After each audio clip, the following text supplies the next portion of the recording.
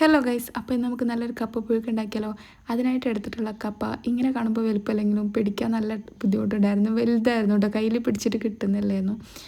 കത്തി പൊട്ടിപ്പോകുന്ന ടെൻഷനുണ്ട്.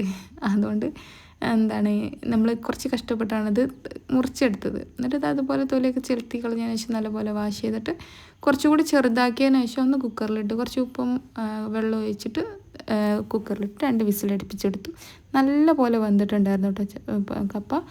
നമ്മളിവിടെ പൂളാന്ന് പറയലുണ്ട്, അതാണ് ഒരു തപ്പിപ്പിടുത്തം, പറയാൻ കിട്ടുന്നില്ല. എന്നിട്ട് നമ്മളിതാ ഒരു ചെറിയ ചട്ടി എടുക്കുക, അതിലേക്ക് എണ്ണ ഒഴിച്ച് കടുകിട്ട് കറിവേപ്പില അതുപോലെ ചെറിയുള്ളി വെളുത്തുള്ളി വറ്റൽമുളക് എല്ലാം കൂടി ഇട്ടിട്ട് വറവിട്ടെടുക്കുക. എന്നിട്ട് മന്ദങ്കോൽ ഉപയോഗിച്ച് 4 കുത്തങ്ങ് കൊടുക്കുക. കാണാൻ തന്നെ നല്ല ഭംഗിയില്ലേ, എന്ത് രസം കാണാൻ.